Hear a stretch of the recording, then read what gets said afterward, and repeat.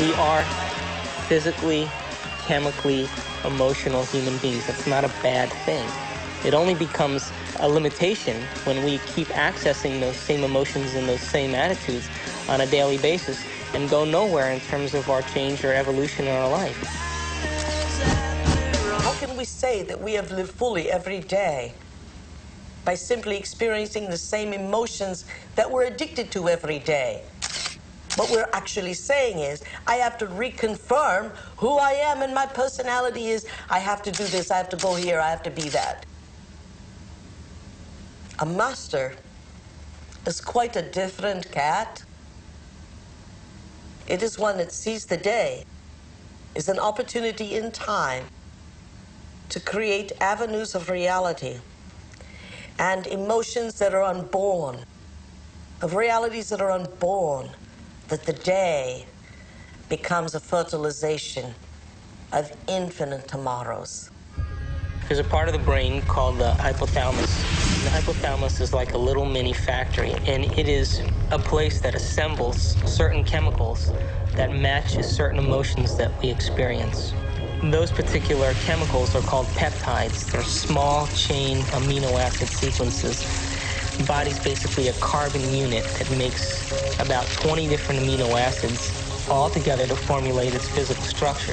In the hypothalamus, we take small chain proteins called peptides, and we assemble them into certain neuropeptides or neurohormones that match the emotional states that we experience on a daily basis. So there's chemicals for anger, and there's chemicals for sadness, and there's chemicals for victimization. There's chemicals for lust. There's a chemical that matches every emotional state that we experience. And the moment that we experience that emotional state in our body or in our brain, that hypothalamus will immediately assemble the peptide that then releases it through the pituitary into the bloodstream. The moment it makes it into the bloodstream, it finds its way to different centers or different parts of the body. Now, every single cell in the body has these receptors on the outside. And one cell can have thousands of receptors studding its surface, kind of opening up to the outside world. And when a peptide docks on a cell, it literally, like a key going into a lock, sits on the receptor surface and attaches to it and kind of moves the receptor, and kind of like a doorbell buzzing, sends a signal into the cell. It's party time!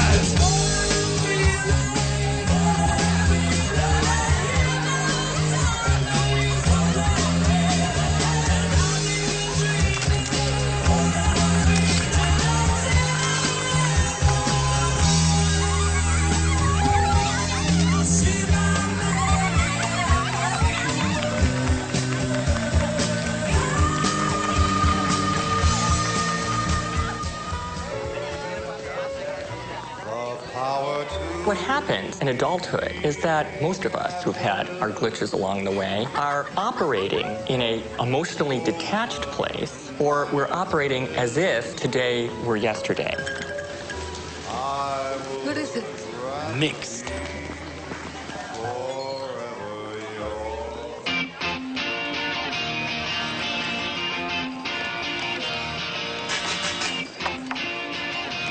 Change in itself means then that we have to abandon our old self. It means that we have to leave behind our identity for a few moments and begin to speculate who we could be. To change means modifying our behavior enough so that it's permanent.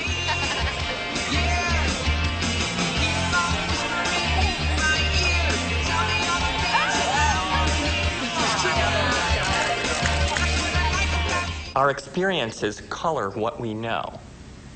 So there is no completely objective appraisal of anything, because our appraisal of everything has to do with our previous experiences and our emotions. Everything has an emotional weighting to it. We've gone from emotions being these spiritual, immaterial things to things, they're not even things, to actual molecules with molecular weights and peptides with sequences and structures. Science knows now that the hypothalamus makes neuropeptides, and those neuropeptides are strong chemicals. Well, here's the story of the peptide in the cell. The peptides find the receptors and dock onto them and stay attached. Then they come off, and then they can come back on again. And while they're there, they are changing the cell. A receptor that has a peptide sitting in it sets off a whole cascade of biochemical events, some of which changes the nucleus of the cell. Each cell is definitely alive, and each cell has a consciousness, particularly if we define consciousness as the point of view of an observer. There is always the perspective of the cell. The cell knows where it is, the cell knows where it's going, the cell knows what proteins it's making, the cell knows whether it's about to divide or whether it's in a program to stop dividing. In fact, the cell is the smallest unit of consciousness in the body. I'm hungry. The cells are yelling up to the brain saying, we haven't gotten our fix today. And it's going to start sending impressions to the brain, and the brain is going to start to formulate imagery. It's going to sound like voices in our head. I'm hungry. To think of a reason why we should be depressed. Hungry. Think of a reason why we should be confused. Think of a reason for our own suffering. And the body is going to be telling the brain that it's not getting its chemical needs met. And so the brain will then activate and start going to our past situations and flashing pictures to our frontal lobe. Oh, yeah! We've commandeered an entire serving planet!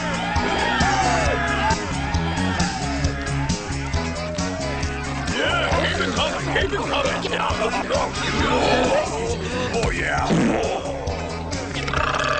Well, my definition of an addiction is something really simple. Something that you can't stop. We bring to ourselves situations that will fulfill the biochemical craving of the cells of our body by creating situations that meet our chemical need. It always happens to me. Why? So my definition really means that if you can't control your emotional state, you must be addicted to it. The people that we really love are people who are willing to share our emotional needs, our feelings, whatever they are. Whether they are sexual, whether they are victimized, poor me, poor you, whether they are power, you need somebody to control you so you feel like you're in control. No, ma'am, don't dip your half-eaten shrimp back into the cocktail sauce. Screw you and your health coach. I am the bride's sister. I'll stick my ass in the cocktail sauce if I damn well please. Come on. I want you to get out there and serve, make sure everybody has a full glass. Fun. Sweetness, you won't do anything about it. Me show you what women want!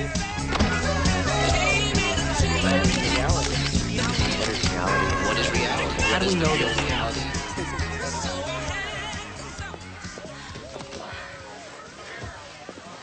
They have taken laboratory animals and they've hooked up electrodes in certain parts of their brain that produce those neuropeptides.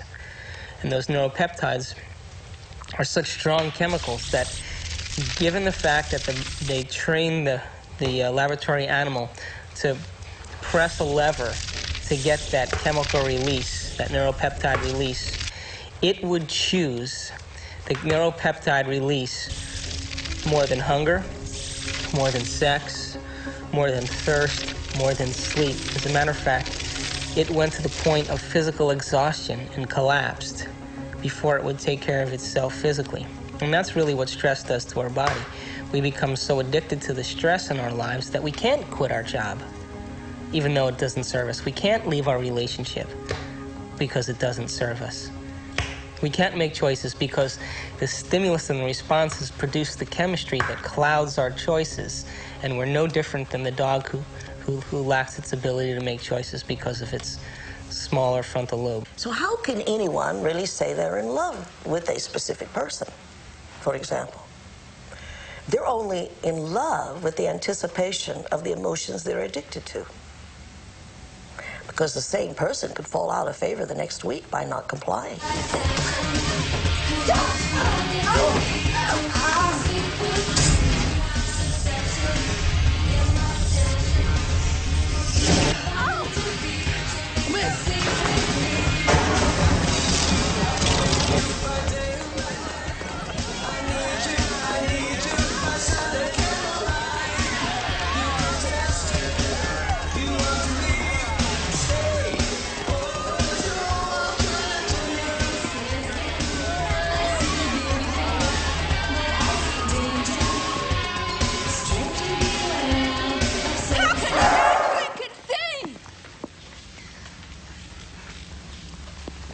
No. You got the punchline wrong. It's a photographer's joke.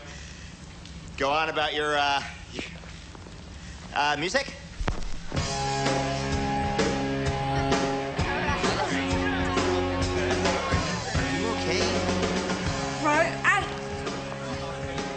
I thought that couldn't have been some girl. When? Just now. I was with the groom. Hey, I can read it. I was with the groom just now. Yeah, he loves Paulette. Where?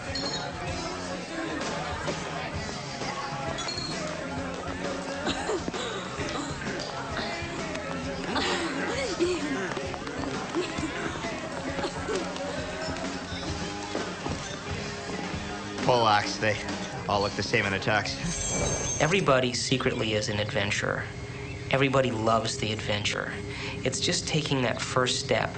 And once they have the moment of insight, that moment of insight carries frequency. It carries a message. The cells of the body are enlivened by possibility. They're enlivened by unknown potentials. They're enlivened by a future history or a future opportunity that may be down the rabbit hole a little further. And if they allow themselves to experience the quandary and the mysticism and the possibility that when they emerge from the rabbit hole, they're a different person. And now they go back into their world. And because they've processed that information and left footprints in the mind and in the brain, their perception of the world will never be the same. How can we say that we have lived fully every day by simply experiencing the same emotions that we're addicted to every day? A master is quite a different cat. Another drink? It is one that sees the day as an opportunity in time to create avenues of reality and emotions that are unborn, that the day become infinite tomorrows. To the groom! To the groom.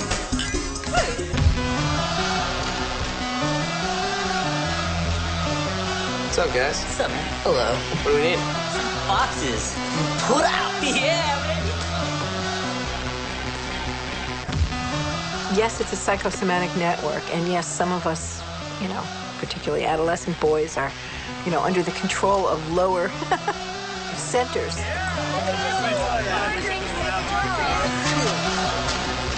The eye isn't in control of the molecules of emotion. It's more, I don't want to say at the mercy of it, but these rapid eye movements that help us decide where to focus are mediated in the midbrain, and you can map opiate receptors there and receptors for many of the other peptides. So once again, the relevant search command that's going on is related to finding a certain emotional state.